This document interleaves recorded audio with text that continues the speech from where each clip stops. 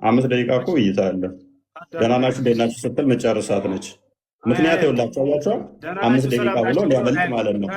ቀስ በለ 5 ደቂቃ ውይይት አለ።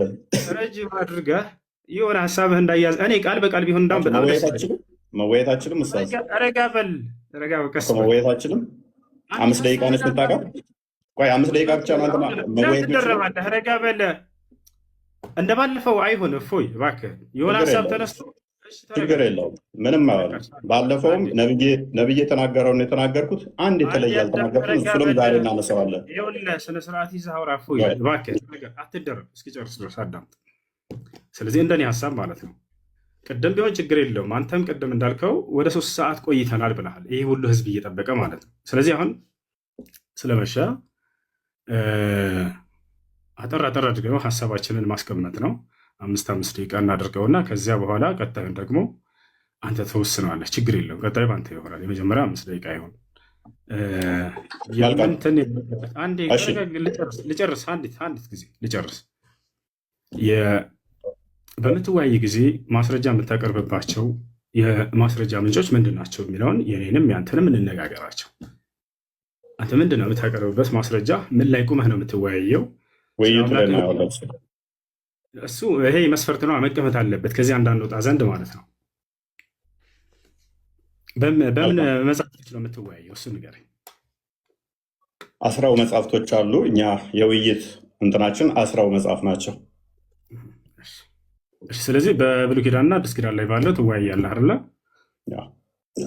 በጣም ጥሩ። እሺ እንግዲህ እኔ ደግሞ ግልጽ ላድርግ፣ እዚሁ በቁርአንና በሐዲስ ላይ እንትን እንላለን። እዚያ ላይ ቁመን እናወራለን።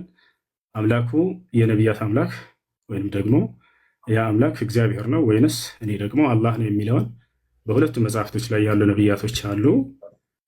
የትኛውን አምላክ ነው የሰበኩን የሚለውን እናወራለን። እኔ ልጀምር ወይንስ አንተ ትጀምራለህ? ምረጥ። እሱን ላስመረጠህ እጀምራለሁ። 2ኛ ዙር ደቂቃ እኔን ልምረጥ ፈቅደልኛል። ከዚያ እያነሰ እንዲሄድ ማለት ነው።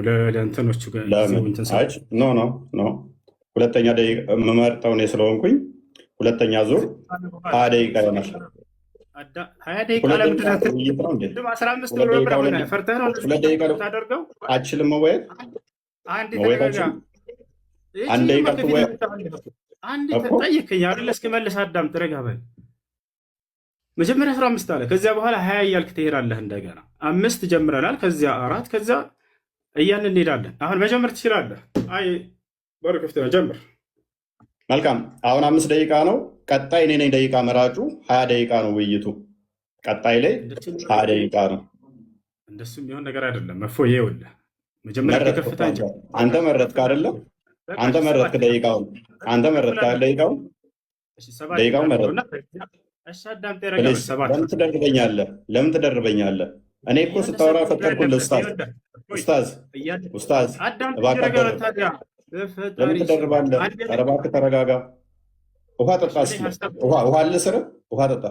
ተረጋጋ። ምን ሆነህ ነው? ምን ሆነህ ነው? ተረጋጋ። በጣም ተረብሻል። ጎበዝ። የመጀመሪያውን ደቂቃ እኔ እመርጣለሁ አልክ፣ ፈቀድኩልህ። 5 ደቂቃ አልክ። ቀጣይ 2 ደቂቃ፣ 1 ደቂቃ፣ 3 ደቂቃ የሚባል የለም። እኔ ነኝ የምመርጠው። 20 ደቂቃ ነው ቀጣይ። ዳሲት እሺ፣ ይኸውልህ መሆን ያለበት እንዴት መሰለህ? ከፍ ካለው ዝቅ እያለን እንሄዳለን። ገብቶሃል አይደለ? ውይይት እንደዚህ ነው የሚሆነው።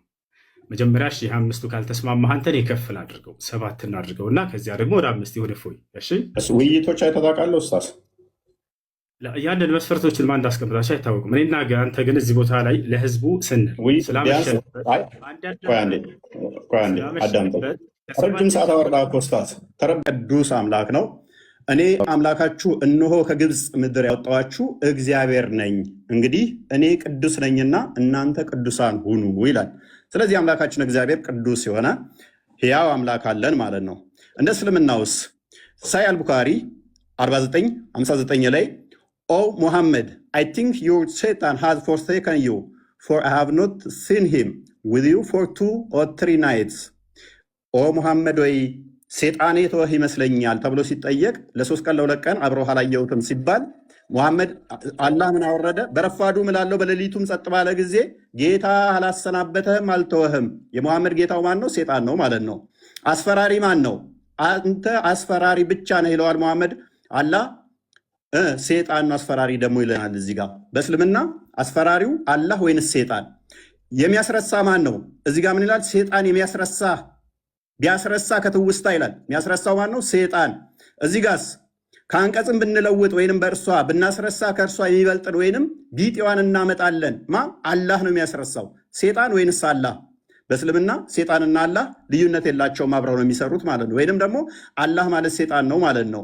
ኦኬ ሱራ 11 119 ላይ ገሃነም የምትሞላው በሰውና ባጋንንት ነው ይለናል። ቡሃሪ 48 ደግሞ አላህ እግሩን ሲከት ነው ገሃነም የምትሞላው ይለናል። አላህ እግሩ የጂኒ ነው እንዴ? ገሃነም የምትሞላው በሰዎችና ባጋንንት ነው አለን። እዚህ ጋር ደግሞ አላህ ገሃነምን የሚሞላው በእግሩ ነው ይለናል። ስለዚህ የአላህ እግር የአጋንንት እግር ነውን? ኦኬ ከገነት ያስወጣችሁ ማን ነው? ሴጣን አስወጣችሁ ይለናል። አደም ሲጠየቅ አላህ በጻፈብኝ ለምን ትፈርዳላችሁ ይላል። ቡሃሪ 66:14 ላይ ማለት ነው። ኃጢአት የሚያሰራው ማን ነው? ኃጢአት ባሰሩ ከምድረ ገጽ አጠፋችኋለሁ ይላል። አላህ። ኦኬ ሱረቱ ሂጅር ላይ ሞገደኛ ሴጣን ሁሉ እነሆ የተከተለውን ሰው እርሱ ያጠማል ይላል። የሚያጠማው ማን ነው? ሴጣን። ኢብሊስ ሆይ ጌታ እኔን በማጥመምህ ይሆንብኝ ይላል። ማን ነው የሚያጠማው? አላህ። እዚህ ጋስ አላህ ያጠመመውን ሰው ልታቀኑ ታስባላችሁ፣ አላህ ያሳሳተውን ሰው ለእርሱ መንገድ ፈጽሞ አታገኙም ይላል። ማነው አሳሳች? አላህ ወይንስ ሴጣን? አላህ ይሆናል ማለት ነው። መጽሐፍ ቅዱስ ግን ምን ይላል? ግፈኛና አሳሳች የፈጣሪውንም መንገድ የሚጻረር ዲያብሎስ። ና ተመለስ፣ ኡስታዝ ተመለስ፣ ተመለስ፣ ተመለስ። ፊት ለፊቱን ደቂቃን እያሳየህን አንዴ አትሸፍነው። ያው ኦኬ ዲያብሎስ ነው ይለናል። አሳሳቹ አላህ እኔ ነኝ ማሳስተው ይለናል። ኦኬ አላህ በሻ ኖሮ አንድ ህዝብ አደርጋቸዋለሁ ግን አጠማለሁ ይላል፣ አሳስታለሁ ይላል።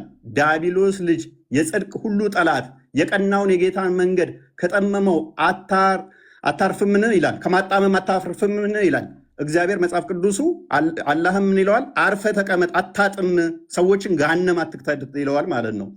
ሴጣን የሚፈልገው በሰዎች መካከል ጠብና ጥላቻ መዝራት ነው ይላል። እዚህ ጋር ስንመጣ ከነዚህም እኛ ክርስቲያንን ካሉት የጠበቀ ቃል ኪዳናቸውን ያዝን፣ ስለዚህ እስከ ትንሣኤ ቀን ድረስ ከመካከላቸው ጠብና ጥላቻን ዘራን ይላል። ማን ነው ጠብና ጥላቻ የሚዘራው? ሴጣን ወይንስ አላህ? አላህ ሴጣን ነው ማለት ነው። ኦኬ በመጽሐፍ ቅዱስ ደግሞ ምሳሌ 6 ላይ ጠብና ጥላቻን የሚዘራው ሴጣን ነው ይለናል። አላህ ሴጣን ነው ማለት ነው። ማን ነው እሱ? አላህ። አድመኛው ማን ነው? አላህ ነው ይለናል። ሱራ 3:54 ላይ መጽሐፍ ቅዱስ ደግሞ አድመኛ የእግዚአብሔርን ስራ የስጋ ስራ ነው መንግስት ሰማያትም አይገባም ይላል እግዚአብሔር። የመጽሐፍ ቅዱሱ አላህን ገሃነም ነው የሚከተው፣ ገሃነም ነው የሚከተው። ፕሊዝ ለምን ኢንተራፕትም ታደርገኝ? ለምን ረብሸው? ለምን ረብሸው? ለማየት ነው። አትደብቀው። እንደሱ ከሆነ በቃ ለምን ኢንተራፕት ታደርጋለህ? ካልቻል አልችልም በል። ለምን ትረብሻለህ? ለምን ረብሸው ነው ያልኩህ። አትረብሽ፣ አትረብሽ። መያዝ እችላለሁ ብለህ ነበር እኮ፣ መያዝ እችላለሁ ብለህ ነበር እኮ። ስለዚህ ጣልቃ አትግባ፣ ሜይ ቢ ጣልቃ አትግባ። ደግመህ አትገባም አይደለ ኡስታዝ? አትሸፍን፣ ደቂቃውን እናውራን የተባልከው ፖለቲካ ተስራ ፊት ለፊትህ እኮ ነው ኡስታዝ፣ ፊት ለፊትህ ነው። ምክንያቱም ወላሂ አቁሞታል ደቂቃውን። አያችሁት አይደለ? ቀጥል፣ ችግር አትረብሽ። እያንዳንዱ የተናገርከውን አሁን ስለሚይዝህ አትረብሽ። እና ታዲያ አንተ ስታወራ ደቂቃው ይቀጥል። ከአሁን በኋላ ካወራ እንደውም እየሰራውኝ እመልሰዋለሁ ወደ 5 ደቂቃ ሰተኸኝ ኢንተራፕት እያደረግከኝ ምን አይነት ኡስታዝ ነህ ግን አንተ? አያችሁት? ይሄን ለማውራት ነው። ቀጥል፣ ዝም አልኩልህ እኮ። እፎይ፣ ቀጥል፣ ሂድ። ጎበዝ። ተሳስተህ ጣልቃ እንዳገባ አሁን ሚዩት አድርግ። ስለዚህ ጣልቃ እንዳገባ ማለት ነው። ዝም ብለህ አዳምጥ። ኦኬ። አላህ ምን ይላል? እኛ ወይንም እናንተ በትክክለኛው መንገድ ላይ ወይንም በግልጽ መሳሳት ውስጥ ነን ይላል። አላህና ሙሐመድ በትክክለኛ መንገድ ላይ የሆኑ በተሳሳተ መንገድ ላይ እንኳን አያውቅም አላህ ማለት ነው። መጽሐፍ ቅዱስ ግን ምን ይላል? ኢየሱስ አለ እኔ መንገድና እውነት ሕይወትም ነኝ አለ። እርግጡን እንደዚህ ስትይዙ እንዲህ ትታመናላችሁ። እስልምናው ላይ ግን እርግጠኝነት የለም። እርግጠኝነት ስለሌለ በምን ውስጥ እንዳላችሁ እንኳን ሳታውቁ ሙሐመድን እየተከተላችሁ ትኖራላችሁ ማለት ነው። እንደ እስልምና አስተምሮ በደንብ አስተውሉ። እንደ እስልምና አስተምሮ ሴጣን እንደዚህ የሚጫወትባቸው ወይንም ደግሞ አላህ ምን እንደሆነ ማይታወቅ ነው። አላህ ቀዝቃዛ እጅ አለው። ያ ቀዝቃዛ እጅ ደግሞ ሉክ ፕሮፌት ሴድ ማይ ሎርድ እመልሰዋለሁ፣ ምክንያቱም ነግሬዋለሁ። እመልሰዋለሁ። ምንም አልተበላሁም።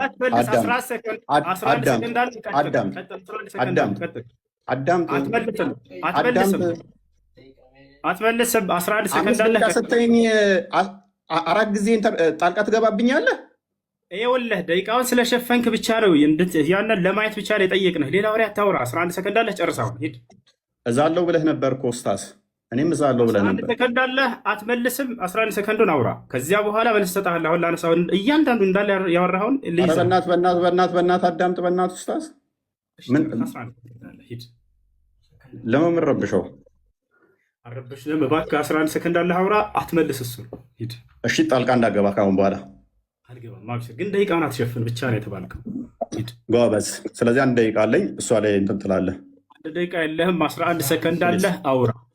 ጎበዝ ይሁን። እሺ ይሁን፣ ችግር የለውም። አቋርጠህ ግን እንዳትወጣ አደራህን። እሺ አቋርጠህ እንዳትወጣ፣ አቋርጠህ እንዳትወጣ። ጎበዝ ኦኬ። ከነቢያት ውስጥ አንድ እንኳን ሁሪላይን በገነት ውስጥ ሁሪላይ የሚባሉ ወሲብ የምናደርጋቸው አለ ብሎ ያስተማረ የለም። ሙሐመድ ብቸኝነት ተገዙት፣ ይህ ነው ቀጥተኛው መንገድ አለ። ከእርሱ በፊት ኢልያስ የተባለው ታላቅ ነቢይ ማንን ሰበከ ከተባለ አምላኩን አላህን ስሙን አሳውቃል፣ አላህ ነው እያሉ ቃለ ኢልያስ ዓለይሂ ሰላም ቃለ አላህ ስብሓነሁ ወተዓላ ሓኪያን አን ኢልያስ ዓለይሂ ሰላም ፊ ሱረት አሳፋት ወኢነ ኢልያስ ለሚነ ልሙርሰሊን ኢዝ ቃለ ሊቀውሚሂ አላ ተተቁን አተድዑነ በዕለን ወተዘሩነ አሕሰነ ልኻሊቂን አላህ ረበኩም። ኢልያስ ከነቢያቶች መካከል ነው ካለ በኋላ ምን አለ?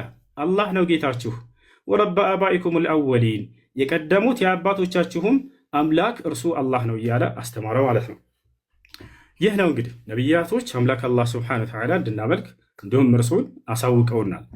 ይህ ሰው ግን እግዚአብሔር ብሎናል። ነቢያቶች እግዚአብሔር ብለው ያስተማሩበት ቦታ እንዳው ካለ ከመጽሐፉ ላይ ያሳየናል። ልክ እኔ ከመጽሐፌ ላይ አላህ ብለው እንዳስተማሩ በመጽሐፉ ላይ እግዚአብሔር ብለው ያስተማሩበትን እነዚህ ነቢያቶች ያሳየናል ማለት ነው። ገብቷችኋል? ይህ ነው። ሌላኛው ነገር ካነሳው መካከል ስለ መጀመሪያ ላይ ገና ሲገባ ጊዜ ምን ብሏል? እዚህ ጋር ነበረ የሙሐመድ ጌታ ሰይጣን ነው ማለት ነው ብሏል። የሆነን ሀሳብ አንስቶ ያም ምንድን ላይ ነው የሚገኘው? ነቢያችን ሰለላሁ ዐለይሂ ወሰለም መጀመሪያ አስተምሮታቸውን ጀምሮ አካባቢ ላይ ሰይጣንህ ትቶሃል ብለው በተናገሩ ጊዜ መካ ከሃዲያኖች ያንን አስመልክቶ የእሱ የራሱን ሀሳብ ምን አለ? ስለዚህ የሙሐመድ ጌታ ሰይጣን ነው ማለት ነው አለ።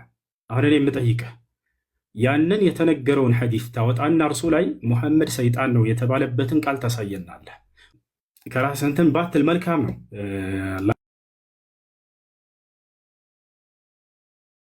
ሰይጣን ነው ምናምን የሚል ቃል ከሊቃውንቶች እንዲህ ብለዋል ብለህ ከዚህ በኋላ አስከትል። ከራስህ አትናገር። ሽፎይ ያለውን ነገር ቁርአንና ሐዲስ ላይ ተናገር፣ ችግር የለውም። ያ ነው እና አላህ ስለዚህ የሙሐመድ ጌታ ሰይጣን ነው ማለት ነው ያሉበትን አሁን ቶሎ እንድታሳየኝ እፈልጋለሁኝ። የመጀመሪያውን ያወጣው ሐዲስ ላይ አስመልክቶ ከሊቃውንቶች መካከል አንድ ሊቅ እንደዛ ብሎ የፈሰረ ወይ ነበረ። ኡስታዝ አልጨረስክም ነበር? መጠቀም አልፈለግም ትለቅሷ ቱ ቢ ፌር ዜሮ። ኦኬ ስለዚህ 20 ደቂቃ አለን አሁን። ያው ይታያል ኡስታዝ። ከማስረጃ ጀምርልኝ የጠየቅኩህን እንትን እያልክ በዚያው ሚዩት አድርግ። በቃ 20 ደቂቃ አለን አሁን። ሚዩት ላድርግልህ ነው? ሚዩት አድርግና አዳምጥ። ገና ነው እሱ። ጥያቄና መልስ ላይ እናወራለን። ሪባ ትላለህ ገና ሪባ ትላለህ። ሚዩት አድርግ እንጂ ረጋ በል ቀስ ከዚህ በኋላ ላድርግ። ይኸውልህ እፎይ እኔ በማስረጃ አዳምጥ፣ ረጋ በል እንጂ እኔ ብለህ በማስረጃ እያነሳሁ እንደምናገረው ውይይቱ ትምህርት እንዲሆን ለሌሎችም ማለት ነው።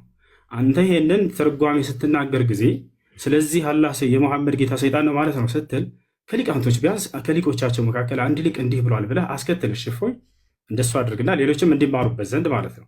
እንዳው ከሱ ብትጀምር እንዳውም በጣም ደስ ይለኛል። ከሊቆች መካከል አንድ ቤት ታደርጋለህ በእኔ ደቂቃ በማስረጃ ውራሽ ጎበዝ። ስለዚህ ገና አሁን 20 ደቂቃ አለን። ከዛ ሪባትል አለን። ከዛ ክሮስ ኤግዛሚኔሽን አለን። ስለዚህ ክሮስ ኤግዛሚኔሽን ላይ መረጃ ትጠይቀናለህ። እኛ ከኪሳችን አላወራንም፣ እያሳየን ነው። ሰው የሚያየውን አይክድም ነው ማለት ነው ብለዋል። ያሉበትን አሳይ ካለ ውሸታም ነህ። ያ ውሸታም ነህ እያልኩኝ ነው። ደፍረህ አንተ አሳይ። ወንድ ልጅ ከሆንክ የለም ያልከው ወላሂ ላዚም የለም እኮ አዳምጣሽ እኮ ታዳምጣለህ። ወንድ ልጅ ነህ አንተ አሳየንና ጀምረህ አንተ እውነተኛ እንደሆንክ ዛሬ ያውቀዋል። ካልሆነ ውሸታም ነው። ኧረ በእናትህ ሚዩት አድርግ፣ አትረብሽ ኡስታዝ። ያረበሽኩ ማስረጃ ብቻ ነው የጠየቅኩህ። ወይኔ ሰዓት እኮ ነው ገና እኮ ነው። ሰዓትህ ላይ ተጠቀምና አሳይ። ውሸታም ነህ እየተባልክ ነው አንተ። እውነት ነው የማወራው እውነት ነው የማወራው። ማንም አላለህም እኮ። ሚዩት አድርጋ ሚዩት አድርግ።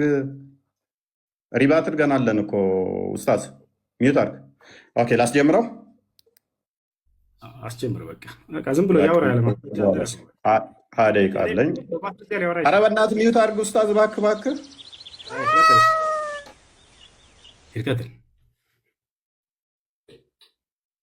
ጎበዝ። 20 ደቂቃ አለኝ። ኦኬ እናመሰግናለን። እንግዲህ እንደተመለከታችሁት ማስረጃ የሚለው እንዲሁ በአፍ ማውራት መስሎት ይመስለኛል። ይሄ የምታየው እንደዚህ ማስረጃ ተከፍቶ ነው እየጠረህ ነው። ሌላ ሰው አልጠቅስብህም ኡስታዝ። ነቢይ ምርጥ ስኮላር ስለሆነ ሳሂህ ቡኻሪ ይኸውልህ ይታያል 44:85 ላይ on that Allah's messenger said don't believe the people of the scripture or disbelieve them የመጽሐፉ ሰዎችን እንዳታምኗቸውም ነገር ግን እንዳክዷቸውም ብሏል። ስለዚህ እኛን ምንሰጥህን አለማመን ወይንም ደግሞ የመካድ ሞራሉ ብዙም የለህም። ምክንያቱም እንድትጠይቀንም ስለታዘዝክ ማለት ነው። እንድትጠይቀን ጭምር እኛን ስለታዘዝክ አንተ ብቻ ሳይሆን ነቢይህም እኛን የመጠየቅ ስለታዘዘ መማር አለባችሁ። መረጃ አይደለ የጠየቀኝ? መረጃ ልስጥህ ኡስታዝ ጎበዝ። ይኸውልህ እንደዚህ ክፈት። ለወደፊትህ ስታወራ ዝም ብለህ አታውራ። እሺ ይኸውልህ እንደዚህ እየከፈትክ እያሳየህ ወደ አንተም ካወረድነው በመጠራጠር ውስጥ ብትሆን በደንብ አስተውል። እነዚያ ከአንተ በፊት መጽሐፉን የሚያነቡትን ጠይቅ፣ እውነቱ ከጌታ ዘንድ በእርግጥ መጥቶልሃል።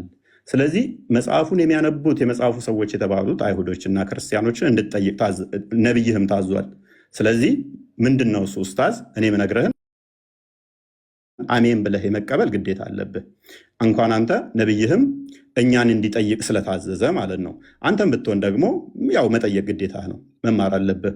ከአንተ በፊት ወደ እነርሱ ያን የምናወርድ ሰዎችን እንጂ ሌላ እናላክንም። የማታውቁም ብትሆኑ የእውቀት ባለቤቶችን ጠይቁ። የእውቀት ባለቤት መሆናችንን እንዳዘነጋ።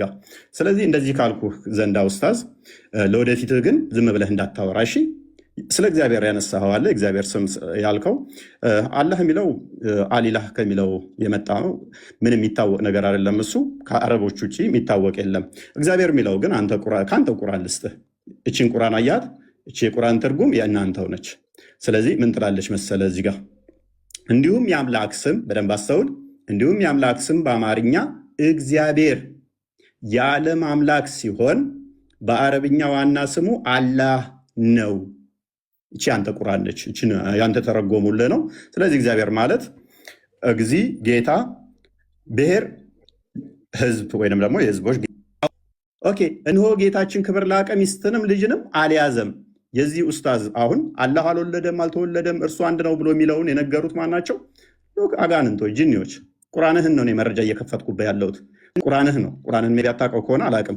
ሙሐመድ የአላህን ስም ሲጠራ አጋንንቶች ነበር የሚከመሩበት። አጋንንቶች ክምር የሆኑበት ነበረ። ምን ይላል 18ኛው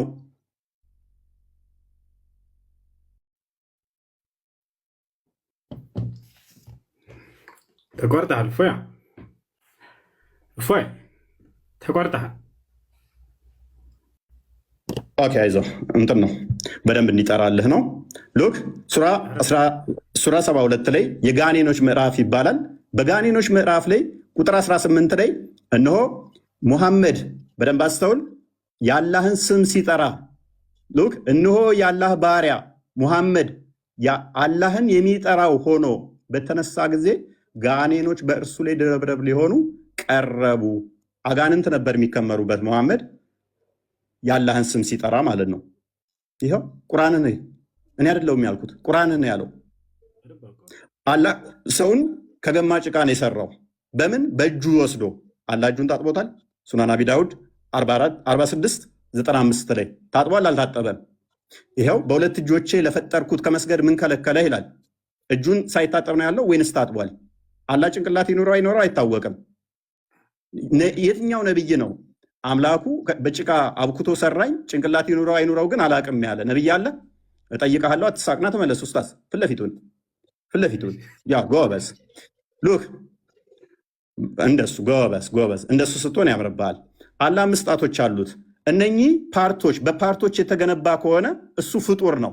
5 ጣቶች ስላሉ ይኸው 1 2 ብላችሁ መቁጠር ትችላላችሁ። ሳይ ሙስሊም 27:86 ኤ ላይ ታገኙታላችሁ። he began to fancy that he was doing thing which he was not actually doing look ድግምት ተሰርቶበት ያላደረገውን ያደረገ ይመስለው ነበረ ትላለች አይሻ። ሌሎች መዛግብት ላይ ደግሞ የተገናኘ ከሚስቶቹ ጋርም ይመስለው ነበር ብላ ትላለች ማለት ነው። ስለዚህ ወንድማችን እንዴት ነው እሱ የትኛው ነብይ ነው ማለት አላህ ይወጣል ይወርዳል ብሎ የሰበከ አንድ ነብይ ልታመጣልን ትችላለህ? ከሌሊቱ 1/3 ሲቀር አላህ ይወርዳል ሲል በምኑ ነው የሚወርደው? የአረፋት ቀን ይወርዳል ይለናል። እንዴት ነው የሚወርደው? መውረድ ማለት ምን ማለት ነው? ፖዚሽን ይቀይራል ማለት ነው። ዳይሬክሽን ይቀይራል ማለት ነው። ይሄ ደግሞ የፍጡራን ባህሪ እንጂ የፈጣሪ ባህሪ አይደለም። ታውቀዋለህ ሜይ ቢ ተተማርክ። እንዴት ነው እሱ? በምኑ ነው የሚወርደው? በምኑ ነው የሚንቀሳቀሰው? በምኑ ነው የሚወርደው? በምኑ ነው የሚሄደውስ? ማለት መረጃ ታመጣልኛለህ ቀጣይ። ሌላኛው ዋናው አላህ አባት አይደለም ብላችሁ ታምናላችሁ። አላህ አባት ያልሆነው ለምንድን ነው? አባት ተብሎ ማይጠራበት ምክንያት ምንድን ነው? እሱ አላህ ልጅ የሌለው ለምንድን ነው? እሱ ነቢያቶች የሰበኩት ፈጣሪ አባት ተብሎ ይጠራል፣ አላህ ተብሎ ይጠራል ኖ። ቁርአን ራሱ የተጻፈው ይህንን ለመቃወም ስለሆነ ሱራ 18:4 ላይ እነዚያን አላህ ልጅን ይዟል ያሉትን ሊያስፈራራ ወረደ ይላል። ለማስፈራራት ነው የወረደው። የሚያስፈራራው ቅድም ደግሞ እዛ ጋ ማን ነው ብሎናል? ሰይጣን ነው ብሎናል። ሊያስፈራራ ወረደ ይለናል። ማስፈራራ ለምን አስፈለገው? ለምን የሚያስፈራራን? ነቢያት የሰበኩትን ለምን የማትቀበሉት? ነቢያቶች እንደሰበኩ ታምናለህ? ለምሳሌ ሙሴ እንደዚህ ብሎ ያምናል። አንተ ታምናለህ? እናንተ አምላካችሁ እግዚአብሔር ልጆች ናችሁ ይላል። የአምላካችሁ የእግዚአብሔር ልጆች ናችሁ ታምናለህ አንተ እንደዛ ብለህ? ወይንስ ልክ አጋንንቶቹ እንደተናገሩት አላህ ልጅ የለውም ስላሉ አንተም ልጅ የለውም ትላለህ? መጽሐፍ ቅዱስ ራሱ የተጻፈው ኢየሱስ ሎክ በዚህ መጽሐፍ ያልተጻፈ ሌላ ብዙ ምልክቶች ያደረጋቸው አሉ። ነገር ግን ኢየሱስ እርሱ የክርስቶስ የእግዚአብሔር ልጅ እንደሆነ ታምኑ ዘንድ አምናችሁም በስሙ ሕይወት ይሆንላችሁ ዘንድ ይህ ተጽፏል። የማን ልጅ እንደሆነ? የእግዚአብሔር ልጅ እንደሆነ። ቁርአንስ የተጻፈው ለመቃወም፣ ይሄንን ተቃውሞ ደግሞ የሰይጣን ነው። ለምንድን ነው ለመቃወም የመጣው? አላህ ማለት የሰይጣን ከሆነ ለመቃወም ለምን መጣ? ለምንድን ነው እሱ ይሄንን የተቃውሞ እምነት የመሰረታችሁት? አላህ ምንም ልጅ ያሌለበት ምክንያት ምንድን ነው እሱ? ኦኬ ምናልባት ይሄንኛው ይሆን ቁርአናችሁ ስለሚናገር ማለት ነው። በዚህኛው ምክንያት ነው ብለህ ታምናለህ ኡስታዝ? ልጅ የሌለው ቁርአኑ እንደዚህ ስለሚል ልጅ የሌለው ምክንያቱ ምንድን ነው እሱ? አላህ ለምንድን ነው ልጅ የሌለው? አባቴ የማይባልበት ምክንያት ለምንድን ነው እሱ? አይ ቲንክ በዚህ ይመስለኛል። እርሱ ሰማያትና ምድርን ያለ ቢጤ ፈጣሪ ነው ይላል። በደንብ አስተውል። ቁርአን ነው የሚለው ለእርሱ ሚስት የሌለችው ሲሆን እንዴት ለእርሱ ልጅ ይኖረዋል? ነገርን ሁሉ ፈጣሪ ነው ፈጠረ። ሶሪ ልጅ የሌለው ለምንድን ነው? ሚስት ስለሌለው። ለእርሱ ሚስት የሌለችው ሲሆን፣ በደንብ አስተውል። ለእርሱ ሚስት የሌለችው ሲሆን እንዴት ለእርሱ ልጅ ይኖረዋል?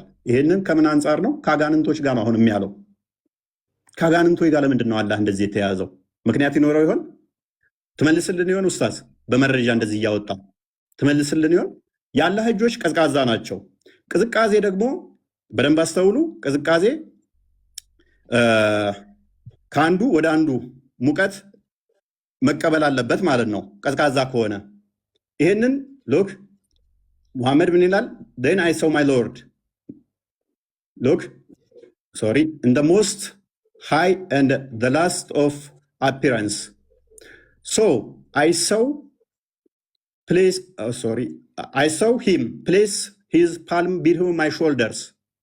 I sensed the coolness of his fingertips. የጣቶች መዳፎች አሉት። አላህ መዳፍ አለው፣ ጣቶች አሉት። እነኚህ ፓርቲሽን አለው ማለት ነው። እንደዚህ ፓርቲሽን ጣልቃ ከገባ ግን እየረበሽክ ስለሆነ ወደኋላ እንመልሰው ሰዓቱን አለ ልታፈገፍግ ነው ወላሂ ለቀም ዛሬ ወረበር ካማ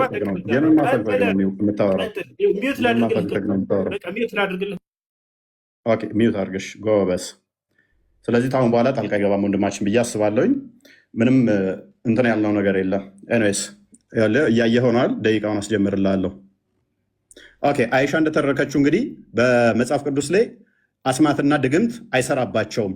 አይሻ እንደተረከችው ደግሞ magic was worked on Allah's prophet so that he began to fancy that he was doing things which he was not actually doing. look ድግምት ተሰርቶበት ያላደረገውን ያደረገ ይመስለው ነበረ ትላለች ማ አይሻ። ሌሎች መዛግብት ላይ ደግሞ የተገናኘ ከሚስቶቹ ጋር ይመስለው ነበር ብላ ትላለች ማለት ነው። ስለዚህ ወንድማችን እንዴት ነው እሱ የትኛው ነብይ ነው ማለት አላህ ይወጣል ይወርዳል ብሎ የሰበከ አንድ ነብይ ልታመጣልን ትችላለህ? ከሌሊቱ 1/3 ሲቀር አላህ ይወርዳል ሲል በምኑ ነው የሚወርደው? በምኑ ነው የሚወርደው? የአረፋት ቀን የአረፋት ቀን ይወርዳል ይለናል። እንዴት ነው የሚወርደው? መውረድ ማለት ምን ማለት ነው? ፖዚሽን ይቀይራል ማለት ነው። ዳይሬክሽን ይቀይራል ማለት ነው። ይሄ ደግሞ የፍጡራን ባህሪ እንጂ የፈጣሪ ባህሪ አይደለም። ታውቀዋለህ ሜይ ቢ ተተማርክ። እንዴት ነው እሱ? በምኑ ነው የሚወርደው? በምኑ ነው የሚንቀሳቀሰው? በምኑ ነው የሚወርደው? በምኑ ነው የሚሄደውስ? ማለት መረጃ ታመጣልኛለህ ቀጣይ። ሌላኛው ዋናው አላህ አባት አይደለም ብላችሁ ታምናላችሁ። አላህ አባት ያልሆነው ለምንድን ነው? አባት ተብሎ ማይጠራበት ምክንያት ምንድን ነው? እሱ አላህ ልጅ የሌለው ለምንድን ነው? እሱ ነቢያቶች የሰበኩት ፈጣሪ አባት ተብሎ ይጠራል፣ አላህ ተብሎ ይጠራል? ኖ ቁርአን ራሱ የተጻፈው ይህንን ለመቃወም ስለሆነ ሱራ 18:4 ላይ እነዚያን አላህ ልጅን ይዟል ያሉትን ሊያስፈራራ ወረደ ይላል። ለማስፈራራት ነው የወረደው። የሚያስፈራራው ቅድም ነው ሙዛጋ ማን ነው ብሎናል? ሰይጣን ነው ብሎናል። ሊያስፈራራ ወረደ ይለናል። ማስፈራራ ለምን አስፈለገው? ለምን ነው የሚያስፈራራን? ነቢያት የሰበኩትን ለምን ነው የማትቀበሉት? ነቢያቶች እንደሰበኩት ታምናለህ? ለምሳሌ ሙሴ እንደዚህ ብሎ ያምናል። አንተ ታምናለህ? እናንተ አምላካችሁ እግዚአብሔር ልጆች ናችሁ ይላል። የአምላካችሁ የእግዚአብሔር ልጆች ናችሁ ታምናለህ አንተ እንደዛ ብለህ? ወይንስ ልክ አጋንንቶቹ እንደተናገሩት አላህ ልጅ የለውም ስላሉ አንተም ልጅ የለውም ትላለህ? መጽሐፍ ቅዱስ ራሱ የተጻፈው ኢየሱስ ሎክ በዚህ መጽሐፍ ያልተጻፈ ሌላ ብዙ ምልክቶች ያደረጋቸው አሉ። ነገር ግን ኢየሱስ እርሱ የክርስቶስ የእግዚአብሔር ልጅ እንደሆነ ታምኑ ዘንድ አምናችሁም በስሙ ሕይወት ይሆንላችሁ ዘንድ ይህ ተጽፏል። የማን ልጅ እንደሆነ? የእግዚአብሔር ልጅ እንደሆነ። ቁርአንስ የተጻፈው ለመቃወም፣ ይሄንን ተቃውሞ ደግሞ የሰይጣን ነው። ለምንድን ነው ለመቃወም የመጣው? አላህ ማለት የሰይጣን ከሆነ ለመቃወም ለምን መጣ? ለምንድን ነው እሱ ይሄንን የተቃውሞ እምነት የመሰረታችሁት? አላህ ምንም ልጅ ያሌለበት ምክንያት ምንድን ነው እሱ? ኦኬ ምናልባት ይሄንኛው ይሆን ቁርአናችሁ ስለሚናገር ማለት ነው። በዚህኛው ምክንያት ነው ብለህ ታምናለህ ኡስታዝ? ልጅ የሌለው ቁርአኑ እንደዚህ ስለሚል ልጅ የሌለው ምክንያቱ ምንድን ነው እሱ? አላህ ለምንድን ነው ልጅ የሌለው? አባቴ የማይባልበት ምክንያት ለምንድን ነው እሱ? አይ ቲንክ በዚህ ይመስለኛል። እርሱ ሰማያትና ምድርን ያለ ቢጤ ፈጣሪ ነው ይላል። በደንብ አስተውል። ቁርአንህ ነው የሚለው። ለእርሱ ሚስት የሌለችው ሲሆን እንዴት ለእርሱ ልጅ ይኖረዋል? ነገርን ሁሉ ፈጣሪ ነው ፈጠረ። ልጅ የሌለው ለምንድን ነው? ሚስት ስለሌለው። ለእርሱ ሚስት የሌለችው ሲሆን፣ በደንብ አስተውል። ለእርሱ ሚስት የሌለችው ሲሆን እንዴት ለእርሱ ልጅ ይኖረዋል? ይሄንን ከምን አንጻር ነው? ከአጋንንቶች ጋር ነው አሁን የሚያለው። ከአጋንንቶች ጋር ለምንድን ነው አላህ እንደዚህ የተያዘው? ምክንያት ይኖረው ይሆን? ትመልስልን ይሆን ኡስታዝ? በመረጃ እንደዚህ እያወጣ ትመልስልን ይሆን? የአላህ እጆች ቀዝቃዛ ናቸው። ቅዝቃዜ ደግሞ በደንብ አስተውሉ። ቅዝቃዜ ከአንዱ ወደ አንዱ ሙቀት መቀበል አለበት ማለት ነው። ቀዝቃዛ ከሆነ ይህንን ሎክ ሙሐመድ ምን ይላል? then I saw my Lord look sorry in the most high and the last of appearance so I saw place I saw him place his palm between my shoulders. I sensed the coolness of his fingertips. የጣቶች መዳፎች አሉት። አላህ መዳፍ አለው፣ ጣቶች አሉት። እነኚህ ፓርቲሽን አለው ማለት ነው። እንደዚህ ፓርቲሽን አለው። እጅ እንደዚህ መዳፍ ካለው ቀኝና ግራ ካለው ይካበባል ማለት ነው። የሚያዋስነው የሚያካልለው አለ ማለት ነው። የሚያዋስነው የሚያካልለው አለ አላህን ማለት ነው። ይሄ ደግሞ የፍጡር ባህሪ አይደል እንዴ ኡስታዝ? አላህ ይህን እንደዚህ ነው የምታምኑት? ምን ብላችሁስ ነው የምታምኑት? ሌላኛው ፍጡር አይደለም ብላችሁ ቁርአንን ቃሉን ያላህ ቃለው ፍጡር አይደለም ብላችሁ ታምናላችሁ። ለምሳሌ አሊፍ ላም ሚም ይሄ ያላህ ባህሪ ነው። ፍጥረትን ከመፍጠሩ በፊት አሊፍ ላም ሚም ይላል። ይሄ ምንድነው እሱ ትርጉሙ? ለአላህ ምንድነው እሱ ይሄ ባህሪው ከሆነ? ምክንያቱም በድምፅ እንደሚናገርም ስለምታምኑ ማለት ነው። በድምፅ የሚናገር ከሆነ በድምፅ መናገር የጀመረው አላህ ፍጥረትን ከፈጠረ በኋላ ወይንስ ከመፍጠሩ በፊት በድምፅ ይናገር ነበር አላህ?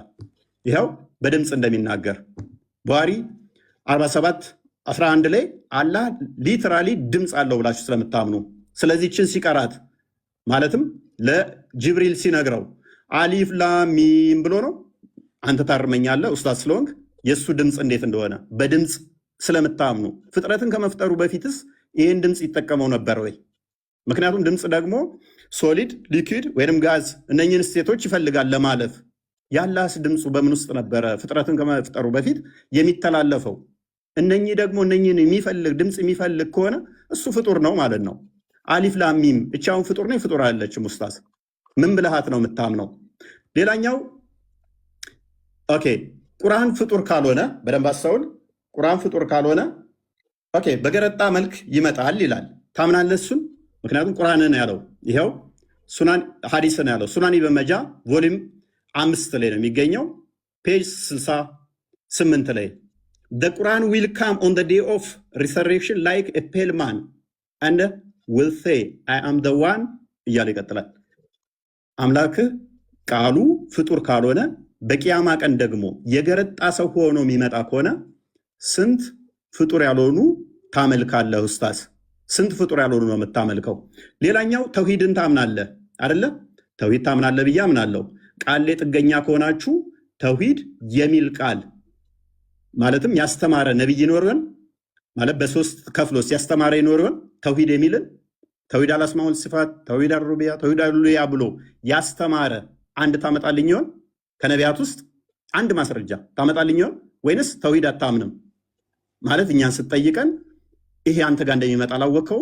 ተውሂድን ታምናለህ ወይንስ አታምንም? ምታምን ከሆነ ከነቢያት አስተምሮት ውስጥ ስለ ተውሂድ አንድ የምታመጣው ነገር አለ? አምላካችን ተውሂድን ገልጾልናል ብለህ ምታምን ከሆነ ማለት ነው። ወይንስ አታምንም? ይሄንን ታምናለህ አታምንም? ኦኬ አላህ ወደ ቅርቢቱ ሰማይ የሚመጣ ከሆነ በደንብ አስተውል። ወደ ቅርቢቱ ሰማይ መምጣት ብቻ ሳይሆን በደመና እንደሚመጣ ታምናላችሁ። በደመና የሚመጣ ከሆነ መቼ? በቂያማ ቀን ከመላእክቱ ጋር በደመና ውስጥ በደመና ጥላ ውስጥ ሆኖ ይመጣል። ስለዚህ ፍጡር ውስጥ ይገባል ማለት ነው። አላህ ሁለት ቀኝ እጆች ካሉት አላህ ፊትና ኋላ ካለው ደመና ውስጥ የሚገባ ከሆነ ፍጥረት ያካብበዋል፣ ያካልለዋል፣ ያዋስነዋል ማለት ነው። እሱ የፍጡር ባህሪ ነው፣ ፈጣሪ ሳይሆን። ፍጥረት የሚያካብበው ከሆነ ፍጡር ይሆናል ማለት ነው። ይኸው አላህና መላእክቱ ከደመና በሆነ ጥላ ውስጥ ሊመጧችሁ እንጂ አይጠባበቁም። ጥላ ተጠልቶለት የሚመጣው አምላክ በደመና ውስጥ የሚመጣው አምላክ የሚያካብበው የሚያካልለው የሚያዋስነው ካለ ይሄ ሊትራሊ ፍጡር ነው፣ የፈጣሪ ባህሪ አይደለም ማለት ነው። ኡስታዛችን ይህንን ማወቅ አለብህ። እግዚአብሔር ማንንም አይመስልም። በማን ትመስሉኛላችሁ? ከማን ጋር ታስተያዩኛላችሁ? እንመሳሰል ዘንድ ከማን ጋር ታስተያዩኛላችሁ ይላል። እግዚአብሔር በማንም አይመሰልም፣ በማንም አንዴ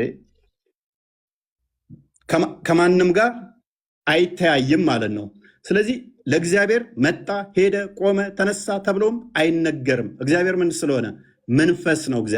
እግዚአብሔር መንፈስ ነው። ሎክ ሰዓቱን ታይለኝ ከይቅርታ ሰዓት ጨርሰናል። ቴንክ ዩ። መረጃ እየከፈትክ እንደዚህ ትቀጥላለህ። ጎበስ አስጀምረው። እንግዲህ ልናወራ የመጣ ነው አርእስቱ እንዳያችሁት የነቢያት አምላክ የትኛው ነው የሚል ነበር። ግን ልጁ ርዕሱ ምን እንደሆነ ራሱ አላወቀም መሰለኝ፣ ወይንም ደንግጧል። ሙሐመድ እንደዚህ ሆኖ አይሻ እንደዚህ ሆነ፣ ሙሐመድ ድግም ተሰርቶበት፣ ሙሐመድ አጋንንት ምናምን። አምላክን ንገረን እንጂ ሳትነግረን ሰዓት እኮ አለቀ። ፎይ አምላኩን ሳያስተዋውቀን ሰዓቱ አለቀ። ሙሐመድና አይሻ ላይ ደንግጧል ይሄ ልጅ። ወይንም በቃ የሚያውቀው ይሄ ልጅ ስለ አይሻና ስለ ሙሐመድ ብቻ ነው ማለት ነው። ስለ አምላኩ አይገኝ። ለማንኛውም እያነሳ ይሄ በአንተ ዘንድ እንዴት ነው እያለ የሚጠይቀው ነገር አለ። ያንን እስኪ እናንሳለን።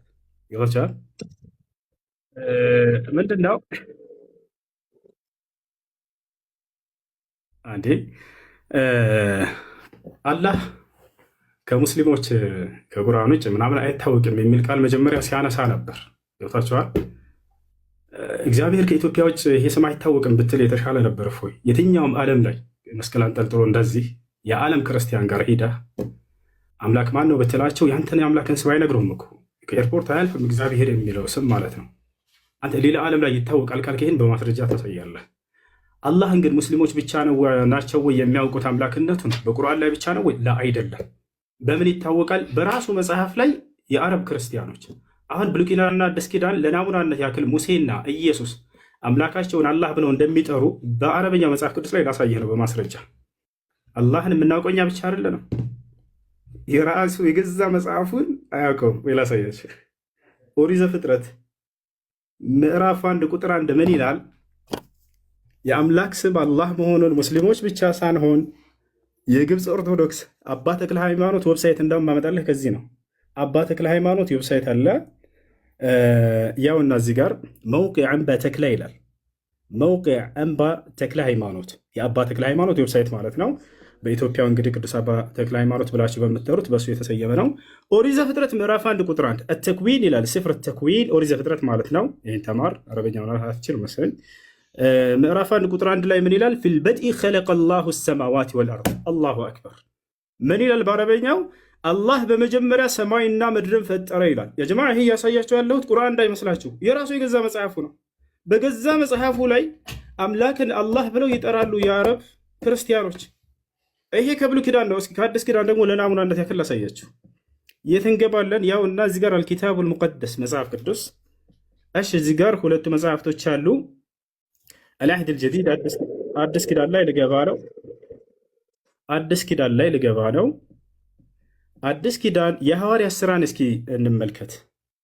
ስፍር አዕማል ረሱል የሐዋርያት ሥራ ምዕራፍ 2 ቁጥር 22 ምን ይላል? ተመልከቱ። ቁጥር 22 ላይ በደንብ ተመልከቱ። أيها الرجال الإسرائيليون اسمعوا هذه الأقوال يسوع الناصري رجل قد تبرهن لكم من قبل الله بقوات وعجائب وآيات صنعها الله بيده يا الله سم من ይላል? እናንተ የእስራኤል ልጆች ሆይ ይህን ንግግሬን ስሙ። እናንተ እንደምታውቁት የናዝሬቱ ኢየሱስ አምላክ አላህ በእርሱ በኩል ድንቅና ተአምራትን ያደረገለት ለእናንተ የተገለጠ ሰው ነበር ይላል። ያው አላህ የአረበኛው መጽሐፍ ቅዱስ ይሄ ቁርአን አይደለም። ይሄ ልጅ ምን አለ? የአረቦች ሙስሊሞች እንጂ በቃ አላህ የሚለው እዛ እንጂ አይታወቅም። ላይ ክርስቲያኖች ወገኖች ራሳቸው በአረብ ሀገር ላይ ይሄንን የአምላክ ስም እንደሆነ በደንብ ያውቃሉ። ይሄንን እወቅ፣ ተማር። ሌላኛው ነገር ምን እያነሳ ነበር? ሌላኛው እሺ፣ አሁን ሌላኛው ደግሞ የምጠይቀው ነቢያቶች አምላክ እግዚአብሔር እንደሆነ አስተምረዋል እያለ ነው። እስኪ ልክ እኔ የራሳችን መለኮታዊ መጽሐፍ ተብሎ የተገለጸውን ልንወያይ የተስማማንበትን ቁርአን ላይ ነቢያቶች አላህ አላህ አላህ ብለው እንደጠሩት አንተ ደግሞ የገዛ መጽሐፍህ ላይ በዕብራይስጥና በግሪክ አለለህ እዚያ ላይ አውጥተህ የአምላክ ስም ነቢያቶች እግዚአብሔር ነው ብለው የተናገሩበት አንድ ጥቅስ እንድታመጣ ፈልጋለሁ። ይወታል አይደል? ከቁርአን ላይስ አላህ ብለው እንደጠሩ ነቢያቶች ታሳያለህ አንተ? አዎ በደንብ አሳያለሁ። ያው ማስረጃ ላውጣለህ። ለናሙናነት ያክል ማንን እናውጣ? ታላቁን ነቢይ አላህ ነቢዩ ኢየሱስን። ነቢዩ ዒሳ ምን አለ? ተመልከቱ። የማን ምዕራፍ ላይ እንሄዳለን? የማርያም ምዕራፍ፣ የእናቱ ምዕራፍ ላይ ጭራሽ እዚያው ላይ ነቢዩ ኢየሱስ ብሎ አስተማረ። ዒሳ ዓለይሂ ሰላም የእኔ አምላክ አላህ ነው እያለ ያስተምራል። ጌታዬና ጌታችሁን አላህን ተገዙ። የቱ ጋ ነው? ተመልከቱ። ያውና ቁጥር 36 ላይ ዒሳ አለ አላህም ጌታዬ ጌታችሁ ነውና ተገዙት፣ ይህ ቀጥተኛ መንገድ ነው አለ። ይህ ይበቃናል። ጊዜ ለመቆጠብ ሲባል እሺ ሌላኛው ሌላኛው ሌላኛው ምን ብሎ ነበር?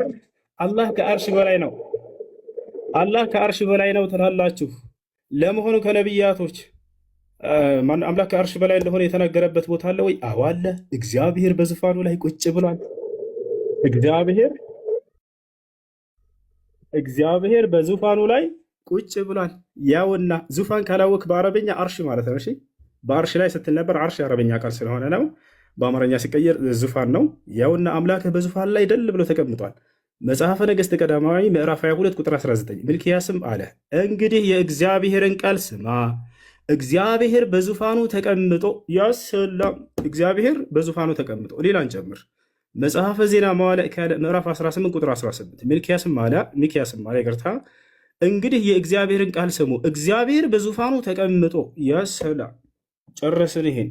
ስለዚህ በዙፋኑ ላይ መቀመጥ የፍጡር ባህሪ ነው እያለ አላህ ፍጡር ነው።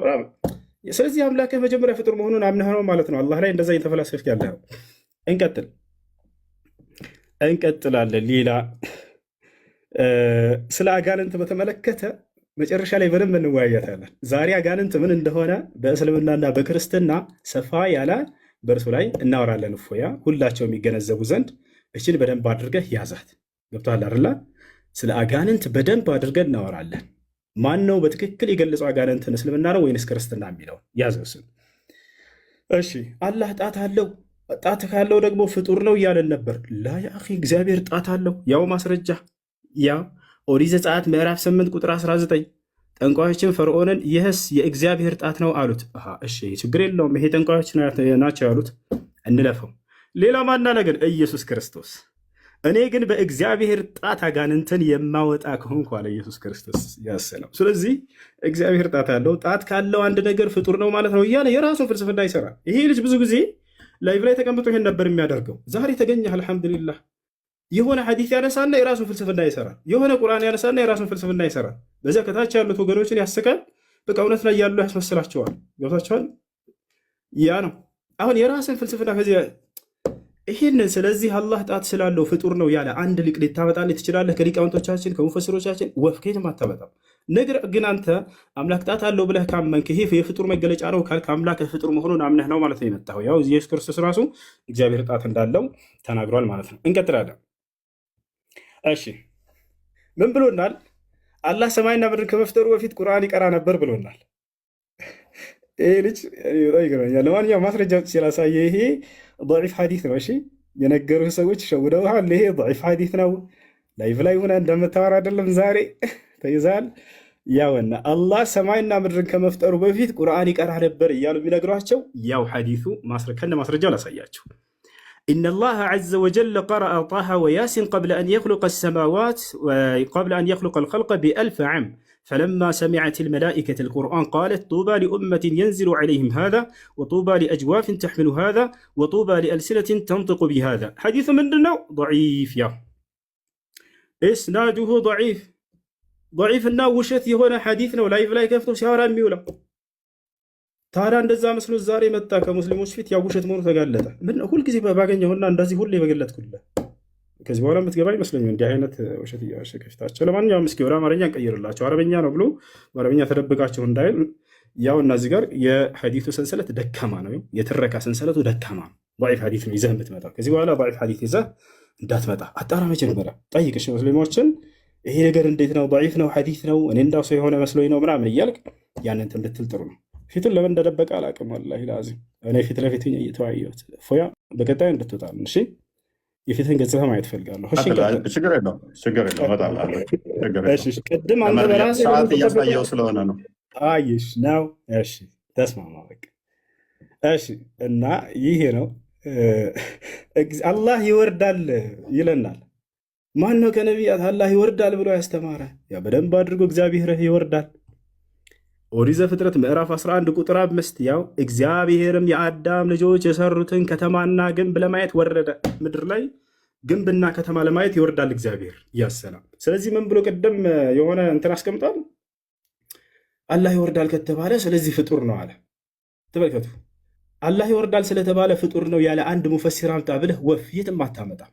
የማን ነው? የአንተ ፍልስፍና ነገር ግን ይህንን መስፈርት አንተ የፍጡርነት መስፈርት ካደረግከው እግዚአብሔር ፍጡር መሆኑን አምነህ ነው ማለት ነው የመጣኸው። አሁንም ገብቶሃል አይደል? እያንዳንዱ ለምታነሳው ትችት ሁሉ በመጽሐፍህ ላይ አለፉ። ምናልባት አንተ መጽሐፉን ላታውቅ ትችላለህ። ገብቶሃል? ስለ መጽሐፍ ስለ ክርስትና ብዙ የምታውቅም አይመስለኝም። እኔ አላውቅም ብቻ ገብታችኋል። ቢያውቅ ኖሮ ይሄ ልጅ ለትችት አያመጣውም ነበር። ቁርአንና ሐዲስ ላይ ያለውን ያው መጽሐፌ ላይ ያለ እኮ እንዴት ነው ሰዎች ላይ ያለውን ሂጅ ልተች የምችለው ብሎ ያውቅ እንትን ራሱን ይወቅስ ነበር። ገብታችኋል። ግን መጽሐፉን አያውቅም። ያው መጽሐፍህ ላይ አምላክ ይወርዳል እኮ ለዚያውም ግንብና ህንፃ ለማየት ምድር ላይ የተሰራ ግንብና ህንፃ ለማየት ይሄ ነው እና ከዚህ በኋላ ይህንን ባትደግሚው ሌላ ቦታ ላይ ነውር ነው። እሺ እና ይህ ነው። ሌላኛው ተውሂድን ያስተማረ ነብይ እያለ ነበር። ተውሂድን ያስተማረ ነብይ ተውሂድ ብሎ ማለት ኢፍራዱላሂ ብልዒባዳ አምላክን አላህን በብቸኝነት ማምለክን ያስተማረ ማለት ነው። ታዲያ ነቢያቶች ሁሉ አንዱን አምላክ በብቸኝነት አስተምሩ እያሉ በደንብ አስተምረዋል። ገብተዋል። ይሄ በመጽሐፍህም ላይ አለ። አንዱን አምላክ እንድታመልኩ በእኛም መጽሐፍ ላይ አለ። ለናሙናነት ያክል ከአንተ መጽሐፍ ከእኛም መጽሐፍ እንግለጽ። ኢየሱስ ክርስቶስ ዮሐንስ ወንጌል ምዕራፍ 17 ቁጥር 3 ላይ ምን አለ? ወሃዚህ ሂየ ልሐያት አልአበድያ አን ያዕሪፉከ አንተ አልኢላህ አልሐቂቅይ ወሕደከ ወየሱዕ አልመሲሕ አለዚ አርሰልተሁ ይላል። ይህ መጽሐፍ ቅዱስህ ነው፣ በአረበኛ ነው። ምን ማለት ነው? ይህች ነች የዘላለማዊ ህይወት አለ። አባት ወይ አንድና ብቸኛ እውነተኛ ሆንክ አምላክ። አባት የሚለውን የአንተ ግንዛቤ ቢሆንም ያ አንድ አምላክ የሚለውን ቃል ግን ያ ብቸኛ እንደሆነ ክርስቶስም አስተምሮታል። ገብቶሃል አይደለ? ብቸኛ እንደሆነ አስተምሮታል። በርካታ ቦታ ላይ መጽሐፍቶች ላይ አምላክ አንድ እንደሆነ አስተምረዋል። በቁርአንም ላይ ስንመጣ እንዲሁ የአምላክ አንድ ብቻ እንደሆነ አስተምረዋል ነቢያቶች ማለት ነው። አንድ አምላክ ብቻ ነው። ሙሴ ለምሳሌ ምን አለ? ሱራ ጣሃ ላይ ኢነማ ኢላሁኩም አላህ ላኢላሃ ኢላሁ ወሲዐ ኩለ ሸይን ዒልማ አለ። አምላካችሁ እርሱ አላህ ብቻ ነው፣ ከእርሱ በስተቀር ሌላ ማንም አምላክ የላችሁም አለ። ነገር ግን ባይሆን በዚሁ አንጻር ወደ አንተ ስንመጣ ጊዜ አምላክ አንድም ሶስትም ነው ብለህ ታምናለህ አንተ ክርስቲያን እንደመሆነ መጠን። ገብቶሃል አይደል? ስለዚህ ያ በመለኮት አንድ በአካል ሶስት ብሎ ወይንም ደግሞ አምላክ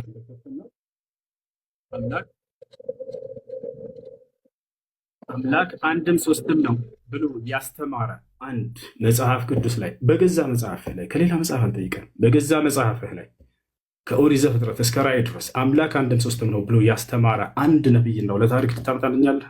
ሁለት አይደለም አንድ። እሱን ያዘው። ደቂቃ ላይ እስካሁን ያ አላህ። እሺ 7 ደቂቃ አለ። ሌላኛው ነገር ስለ አላህ አካሎች ሲናገር ነበር። ጥቅልል አድርግ እሱን ስለ አላህ አካሎች አላህ እጅ አለው፣ አላህ እግር አለው፣ አላህ ጣት አለው ምናምን እያለ ነበር። እግዚአብሔር ጣት እንዳለው አሳይቼላቸዋለሁ። ሌላኛው ምንድነው? እግዚአብሔር እግር አለው ወይ? አዎ እግዚአብሔር በደንብ አድርጎ እግር አለው።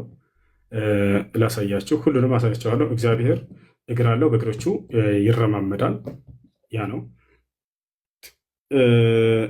በማስረጃ እያለ ነበር ያ ቅድም።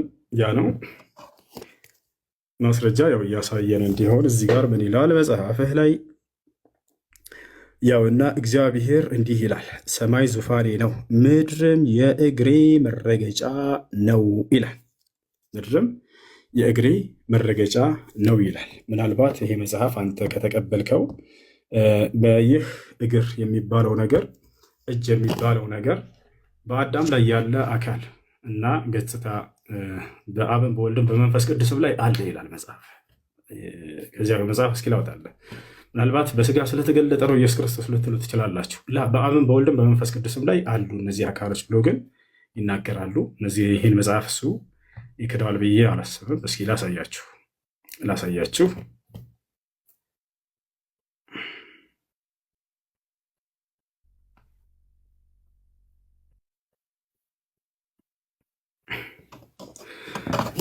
እሺ ያውና እዚህ ጋር መጽሐፈ ሚላድ ምዕራፍ 10 ላይ በአዳም ላይ ያለው መልክ ሁሉ በአብና በወልድ በመንፈስ ቅዱስም አለ። አሁን ሊዘረዝርልህ ነው የአካሎችን አይነት በደንብ አድርገህ አዳምጥ። ቅድም ያነሳቸውን በአላህ ስብሐነሁ ወተዓላ ላይ በአብን በወልድም በመንፈስ ቅዱስም ላይ አለ። በአዳም ላይ ያለው መልክ ሁሉ ተመልከቱ። ምን ምን አለ? ራስም ቢሆን ገጽም ቢሆን ጆሮዎችና አይኖችም።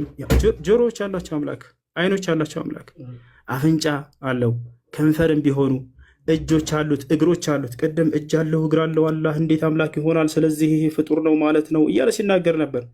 ስለዚህ አብም ወልድም መንፈስ ቅዱስም ሶስቱም ፍጥሮች ናቸው። መሰረት በአንተ ግንዛቤ መሰረት ጀባ ብለናል። ሶስት ፍጥሮች እያመለክ ነው። ያው ሁላቸውም አንተ የገለጽካቸው ሁሉ አካሎች አሉ። እዚህ ጋር ያው እጆች አሉት፣ እግሮች አሏቸው፣ ብቶችን ቢሆኑ ይላል። እስኪ ችን ትነግረናለህ? ምን ቃል እንደወጣች እዚህ ጋር ብልቶች ነው ወይስ ምንድን ነው? ብቶች ብሎ ተቀምጧል። አላህ አለም። እኔ ከራሴ ልናገር አልፈልግም። በሰው እምነት ላይ ብቶች ብሎ እዚህ ጋር አስቀምጦታል። አንተ ትነግረናለህ ይህን ሽፎ። ለአብና ለወልድ ለመንፈስ ቅዱስም ሙሉ አካል አላቸው ይላል። ሃይማኖታቸው የቀና 318ቱ ሊቃውንት አባቶቻችን እንደተናገሩ ለእግዚአብሔር አይኖችና ጆሮዎች፣ እጆች፣ እግሮች፣ ሌሎችም የቀሩት አካላት እንዳሉት እናምናለን ይላል። እፎይስ ይህን ያምናል ወይ? አባቶቹ እንዳመኑ ላላውቅም። ቅድም በአላህ ላይ ያነሳ ሲተቻቸው ነበር እነዚህን አካሎች ዛቸው አላረን። ታዲያ እፎይ እንደ አባቶቹ ያምናል ወይንስ የአባቶቹ ተቃራኒ ሆኖ እነዚህን ይክዳቸዋል? ይህንንም በኋላ የሚነግረን ይሆናል ማለት ነው። ሌላ ምን ላውራ? እግዚአብሔር ባል ነው ተብሎ ተገልጿል። ቀደም እንደ አይነት ነገር ስታወራ ነበር አይደለ? እግዚአብሔር ባል ነው ተብሎ ተገልጿል። ፈጣሪሽ ባልሽ ነው፣ ስሙም እግዚአብሔር ነው ይላል። ፈጣሪሽ ይህንም በማስረጃ ባልሽ ነው። ያውና ፈጣሪሽ ባልሽ ነው፣ ስሙም የሰራዊት ጌታ እግዚአብሔር ነው። ያሰላም። ሌላስ የእግዚአብሔርን አካሎችን ዘርዝራቸው። እኔ እነዚህን ሳለሳ ወላሂ ላዚም ለመሳለቅ አይደለም። ማንም ሙስሊም በዚህ እንዲሳለቅ አልፈልግም። ነገር ግን መጽሐፉ ላይ የተጻፈውን ነው የምናነሳው። ገብታችኋል? መጽሐፉ ላይ የተጻፈውን ነው የምናነሳው። ያ ነው። ማንም ሰው እዚህ ቦታ ላይ በነቢያትም ሆነ በአምላክ ላይ እንዲሳለቅ አንፈልግም። እነዚህን ነገራቶች ነሕኑ ነዕተቂድ እነ ሃኡላ ሐረፉ ኩቱበሁም ከማ ቃለ ነቢ ሰለላሁ ዐለይሂ ወሰለም ወዐብዱላህ ብን ዓባስ ወላ ነተጣወል ዐላ አዕራድ አልአንቢያ ወዐርዲላህ ዐዘ ወጀል አልመዝኩር ፊል ኪታብ አልሙቀደስ። እንዳጠቃላይ ይሄ ነው። እሺ አሁን ደቂቃ ስላለኝ እፎይ ስለ አጋንንት ብናወራበት ምን ይመስልሃል? አጋንንት በዚህ በሶስት ደቂቃ እፎይ እድል ስጥህና እናውራ። አሁን አጋንንት በእስልምናና በክርስትና ሪባ ትላለን ገና እኮ 10 ደቂቃ ቀጥላውን ደቂቃን ጨርስ ቶያ። እንግዲህ ስለ አጋንንት እናወራበትን ዛሬ ስለ አጋንንት በደንብ ትረዳላችሁ ክርስቲያኖች፣ በደንብ እናወራለን። ቀጥላውን ደቂቃ 2 ደቂቃ አለ። ጨረስክ እንደ አንድ ሚዩት አድርገው። ደቂቃ አለ። ያብሽር ከፈለክ ልጨፍርበት። ረጋ በል። ሚዩት አድርገው። እሺ ለማንኛውም ሌላም ነገራቶችን ማንሳት ካስፈልግና እናነሳ ነበረ። እግዚአብሔር እግሮች ያሉት በእግሮቹ ሰፈር ለሰፈር እንደሚዞር ይናገራል። እሱንም በማስረጃ ላሳያችሁ መሰለኝ። በምድር ላይ እንዲህ 5 አለባት ላይ አንድ ቻርጅ አድርጌዋለሁ። ቻርጅ አለ። አይዋ ቻርጅ አለ። አስተካክለው፣ በደንብ አስተካክለው። እሺ ሌላኛው ነገር ምንድን ነው? እግዚአብሔር ሰፈር ለሰፈር ይዞራል ያልኩባቸውን ላውጣላቸው እስኪ። እግዚአብሔር እንግዲህ ከመጽሐፍ ቅዱስ ላይ ምን ይላል? ክርስቲያኖችን ወይንም የመጽሐፉን ተከታዮች ሲያዛቸው ከሰፈራችሁ ወጣ ብላችሁ መጽዳዳት በምትፈልጉ ጊዜ መቆፈሪያ ያዙ ተብላችኋል። መቆፈሪያ ያዙ አለ እግዚአብሔር። ከዚያስ መቆፈሪያ ከይዛችሁ ከሄዳችሁ በኋላ ተጽዳዳታችሁ አይነ ምድራችሁን ስትጨርሱ ድፈኑት፣ ቆፍሩና ቅበሩት አለ እግዚአብሔር። ለምን ከተባለ እኔ ጌታ እግዚአብሔር ሰፈር ለሰፈር ስለምዘዋወር አለ። እርኩስ ነገር አይቼ ሳልባርከህ እንዳልመለስ። አያቸው አለ። ሰፈር ለሰፈር እግሮች ያሉት በሰፈር ለሰፈር ይዞራል። ካካካዬ ይመለሳል ከዚህ አካባቢ። ቅድም የተገደበ ነው አምላካችሁ ፍጡር ነው ማለት ነው እያለን ነበር። በዚያ ባለበት ቦታ አይገኝም እኮ እግዚአብሔር። እና ላሳየህ፣ ያው ላሳየህ እንዳለ አምላክን ፍጡር ለማድረግ የሄደበት መንገድ አላህን ሙሉ መጽሐፉ ላይ አለ። የሚገርማቸው ላሳያቸው። አንዴ ሳይዘጋብኝ ዘዳገባ ያዙ። አንዴ ሳይዘጋብኝ ቶሎ ላሳየው። ሳይዘጋብኝ ማለት ምንድን ነው ኡስታዝ? ገና እኮ ነው። አንዴ ሜት አድርግ ያውና ሚዩት አድርግ። ለመጸዳዳት ከ12 ተከታተሉ። ለመጸዳዳት የሚሆነህን ቦታ ከሰፈርህ ውጭ አዘጋጅ አለ እግዚአብሔር። ከዚያስ ከትጥቅህም ጋር መቆፈሪያህን ያዝ። በምትጸዳዳበትም ጊዜ አፈር ቆፍረህ በአይነ ምድርህ ላይ መልስበት። አምላክህ እግዚአብሔር ሊጠብቅህ ጠላቶችህንም በእጅ አሳልፎ ሊሰጥህ በሰፈር ውስጥ ስለሚዘዋወር በመካከልህ አንዳች ነገር አይቶ ከአንተ እንዳይመለስ ሰፈርህ የተቀደሰ ይሁን። አላሁ አክበር። እግዚአብሔር ካከፈክታችሁ ወይም ተጽዳርታችሁ በዚያ አካባቢ ላይ አልመጣም አለ። በቃ የዚያ ቦታ የማይገኝ ከሆነ የተገደበ ነው። ስለዚህ የተገደበ ከሆነ ፍጡር ነው ካል የተገደበ ነው ማለት ነው። ሌላው ጨርሳል። ኦኬ 10 ደቂቃ ያው ይታያል። አዎ ይታያል። ብትመጣ በቪዲዮ ደቂቃ አለን። መረጃ ላሳየህ ነው። ተረጋጋ። እናጣለን። አይዞህ ያ ደቂቃ አንተ ነህ ያስያዝከን። መልካም። ቅድም ጀምሬ ነው ያቆምኩት። እግዚአብሔር በምንም በማንም አይመሰልም። በደንብ አስተውሉ። በምንም በማንም እንደዚህ በቦዲ ፓርቶች አይመሰልም። እግዚአብሔር ቦዲ ፓርቶች አሉት ተብሎ እጅ፣ ጣት፣ እንደዚህ አይነት ነገሮች ተከፋፍለው የፍጡራን መገለጫ የሆኑ ለፈጣሪ አሉት ብለን አናምንም። ነገር ግን በመጽሐፍ ቅዱስ ላይ ግብረ አካላት የሚባሉ አሉ። በግብረ አካላት ተገልጸዋል። እሱ ያመጣው ምንድነው? እሱ መጽሐፈ ሜላድን ጠቅሷል። ምዕራፍ 10 ላይም አለ። እንዲሁም ደግሞ ሰለስቱ ምዕት ላይ ብሎም ጠቅሶታል። እነኚህ ናቸው። እነኚህን የጠቀሳቸው እነኚህን እጠይቅሃለሁኝ ና ተመለስ። እነኚህን ከሶርሳቸው ታመጣለህ ማለት ነው። ታመጣታለህ፣ ከሶርሳቸው ታመጣለህ ማለት ነው። እነኚህን ከሶርሳቸው ቀጥታ ታመጣለህ። አትናቴዎስ ግን በደንብ አስተውል። አትናቴዎስ ይህንን እንዳላለን ያሳይሃለው ማለት ነው። አትናቴዎስ አላለም። ልክ እኛ እናንተን ስንጠይቃችሁ አረብኛውን አምጣ ወይንም እንደዚህ እንደምትሉት አንተም ኦሪጂናሉን ታመጣለህ ማለት ነው። ቅዱስ አትናቴዎስ እንደዛ አላለም። ቅዱስ አትናቴዎስ እንደዛ እንዳላለን ላሳየህ። ሰለስቱ ምዕት የተጠቀሰው ከዛ ስለሆነ ስህተት ነው አንተ የጠቀስከው። ቅዱስ አትናቴዎስ እንደዛ ስላላለ ማለት ነው። ለእግዚአብሔር ፊት፣ ኋላ፣ ጀርባ አይነገርለትም የሚነገርለት ስላልሆነ ማለት ነው። ስለዚህ አትናቴዎስ ብሏል ተብሎ በአትናቴዎስ ላይ የተነገረው ያንኛው መረጃ እንድታመጣ እንጋብዛለን ማለት ነው። ለምሳሌ እዚህ ጋር ላሳየ ይታያል ብዬ አስባለሁ። አይን የመስሚያ አካል አይደለም? ጆሮ የኋለኛው የመስሚያ አካል አይደለምን? እነሆ ደረት አይደለምን? እንደገና አንገትም እግርም አይደለም? ነገር ግን እያንዳንዱ የራሱ ስራ አለው። አንዱ ነጠላ ሰውነት ከነዚህ ክፍሎች የተገነባ ነው። ይህ ለአምላክ የሚሰጥ ከሆነ የሚከተሉትን ያመጣል። አንደኛ ከላይ እንዳየ ነው እርሱ ራሱን አይመስልም ያሰኛል። ሁለተኛ ተፈጥሯዊ በሆነ ሁኔታ የአካል ክፍሎች እንደሚከፋፈሉ እርሱንም እንደገና እንዲከፋፈል እናደርገዋለን ይላል። በመሆኑም እግዚአብሔር የአካል ክፍሎች አሉት ማለት ተገቢ አለመሆኑን ይልቅ ያትታል። እኛ ጋር ያሉ የአካል ክፍሎች ለእግዚአብሔር ሰጥቶ መናገር ወይንም ለእግዚአብሔር አካሉን ከፋፍሎ አይኑ የሆነ የአካል ክፍሉ፣ ጆሮ የሆነ የአካል ክፍሉ ነው፣ እጁም የሆነ የአካል ክፍሉ ነው እያል ልንከፋፍለው አይገባም። ማን ያለው? አትናቴዎስ። ታያል። አንተ ሰለስቱ ምዕትና መጽሐፈ ሜላድን ያመጣኸው ማለት ነው። እነኚህ ሙሉ የአካል ክፍል እንደሌለው ዮሐንስ አፈወርቅም የሚናገሩበት ነው። ለእግዚአብሔር እንደዛ አይነገርም። ወዳጃችን ደግመ ክሮስ ቼክ ሳታደርግ መረጃ ዘህ እንዳመጣ ማለት ነው። ምክንያቱም እግዚአብሔር ምንድን ነው ብለን ነው የምናምነው እኛ? እግዚአብሔር ምንድን ነው ብለን ነው የምናምነው? እግዚአብሔር መንፈስ ነው፣ በሁሉ የሞላ ነው፣ በሁሉ ያለ ነው። እግዚአብሔር መንፈስ እንደመሆኑ መምጣት፣ መቆም፣ መነሳት አይነገርም። እሱን መማር አለብህ ውሳስ። እግዚአብሔር በሁሉ የሞላ ነው። እኔ የቅርብ አምላክ ነኝ እንጂ የሩቅ አምላክ አይደለውም። ሰው በስውር ቢሸሸግ እኔ አላየውም። ሰማይንና ምድርን የሞላ ሁኔ አይደለውም ይላል እግዚአብሔር። ማን? ሰማይና ምድርን የሞላ ነው እሱ። ስለዚህ ሰማይና ሞላው እርሱ መሄድ፣ መምጣት፣ መቆም፣ መነሳት እነኛ አይነገሩለትም። እነኛ የተነገሩትን ካመጣ ይተረጎማሉ። ትርጓሜያቸው ምንድን ነው? ከመገለጥ አንጻር የተነገሩ ናቸው። ከመንፈስህ ወዴት እሄዳለሁ? ከፊትህስ ወዴት እሸሻለሁ? ወደ ሰማይ ብወጣ አንተ በዚያ ነህ፣ ወደ ሲኦልም ብወርድ በዚያ አለህ።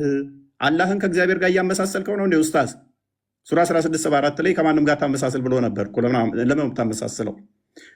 አላህ ጭንቅላት ተገኝቶለት ነው አለው ራስም ምናምን ብለህ ያልከው? አላህ ጭንቅላት አለው የሚል ከቁርአን ላይ አንድ ጥቅስ ትሰጠኛለህ ማለት ነው? ወይንስ ነቢያቶች አዎ አላህ ጭንቅላት አለው ብለው ሰብከዋል ብለህ ታምናለህ? አላህ ጭንቅላት አለው ማለት ነው። ስለ ዙፋን አንስተሃል። ኦኬ፣ ስለ ዙፋን ካነሳ ደግሞ ዙፋኑ ማን ነው? ልጁ ነው። ለምሳሌ ልጁ በዙፋኑ ይህንን ታምናለህ? ስለ ልጁ ግን አምላክ ሆይ ዙፋንህ ይላል። ያ ዙፋኑ የልጁ ታምናለህ? ማን ነው? እሱም ክርስቶስ አብ ነው ስለ ልጁ የሚናገረው። እስከ ዘላለም ድረስ ይኖራል፣ የመንግስት ብትር የቅንነት ብትር ነው ይላል። ይህንን ታምናለህ? ኦኬ። እዚህ ላይ ሌላ አንድ አባት ሰጥሃለሁኝ። ዙፋን የሚለው እንደ የፊዚካል ሴንሱን ሰጥተኸው አይደለም፣ ቅንነቱን፣ ፍርዱን እሱን ለመግለጽም ዙፋን ተብሎ ተገልጿልና እንጂ ፊዚካል ቦዲ ቦታ አይደለም። ምክንያቱም እሱ በሁሉ የሞላ በሁሉ ያለ ነውና። ሚስትነትን አንጥተሃል። ሰማያትና ምድርን ያለ ቢጤ ፈጣሪ ነው፣ ለእርሱ ሚስት የሌለችው ሲሆን እንዴት ልጅ ይኖረዋል? ነገርን ሁሉ ፈጠር የተባለው ልጅ ያስፈለገው ሚስት ያስፈለገው ልጅ ስለሌለችው ነው አይደለ? ልጅ የሚኖረው ሚስት ሲኖረው ነው። እግዚአብሔር ባልሽ ነው ቢል ጠባቂሽ ነው ተንከባካቢሽ ነው ለማለት ነው መጽሐፍ ቅዱስ። ያንተ ግን ሚስት ስለሌለኝ ነው ልጅ የለኝም ያለው። ማይገናኝ ለምን ታገናኛለህ ኡስታዝ? ምን ሆነ ነው? ይሄ ሚስት የለኝም ያለው ልጅ ስለሌለው ነው። ያኛው ግን ጠባቂ ነው፣ ተንከባካቢ ነው፣ መጋቢ ነው።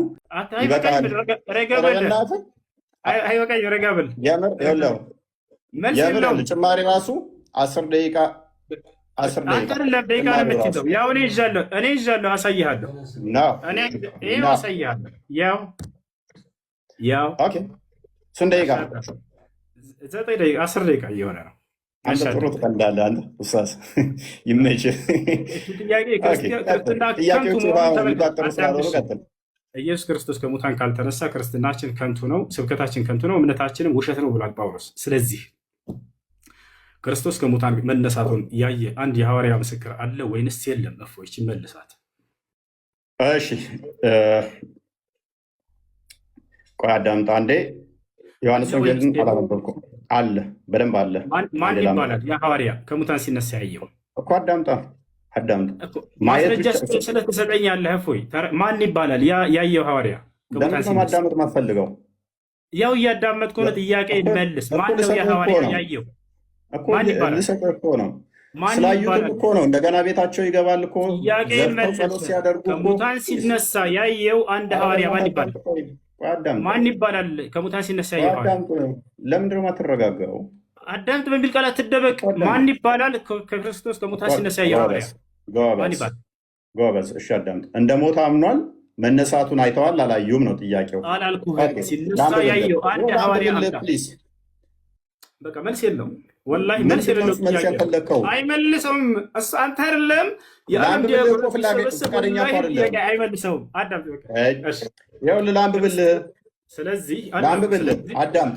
በዚያም ሰዓት ተነስተው ወደ ኢየሩሳሌም ተመልሱ፣ 11 ከእርሱ ጋር ነበሩ። ጌታም በእውነት ተነስቷል፣ ለስምዖንም ታይቷል እያሉ በአንድነት ተሰብስበው አገኟቸው። ዮሐንስ ወንጌል ምዕራፍ 20ንም ከቁጥር 1 ጀምሮ አንብበው እነ ስምዖን እንዴት እንዳገኙ ከዛ በኋላም ደግሞ እንዴት እንደታየላቸው ተገልጿልና ቅድም የጠቀስከው ምዕራፍ ላይ በደንብ እዛው ያስቀምጠዋል። ና ክርስቶስ ከሙታን ሲነሳ ትንሣኤ ሲያደርግ ያየው ሐዋርያ ማን ይባላል? ስሙ አንድ ሐዋርያ ሜቢ አይሰማም እንደ ውሳዙ ምን ሆኖ ነው? በዚያን ሰዓት ተነስተው ወደ ኢየሩሳሌም ተመለሱ። 11ዱ ከእርሱ ጋር የነበሩትም ጌታ በእውነት ተነስቷል፣ ለስምዖንም ታይቷል። ኢየሱስ ክርስቶስ ከሙታን ሲነሳ ያየው ማን እየተናገረ ያለው? መረዳት አትችልም እንዴ ኡስታዝ? መረዳት አትችልም? መልስ የለህም። ያን ሐዋርያ ስም መናገር አይችልም። ምክንያቱም ይህንንም ሲነጋገሩ ኢየሱስ ራሱ በመካከላቸው ቆሞ ሰላም ለእናንተ አላቸው። አየህ አይደለ?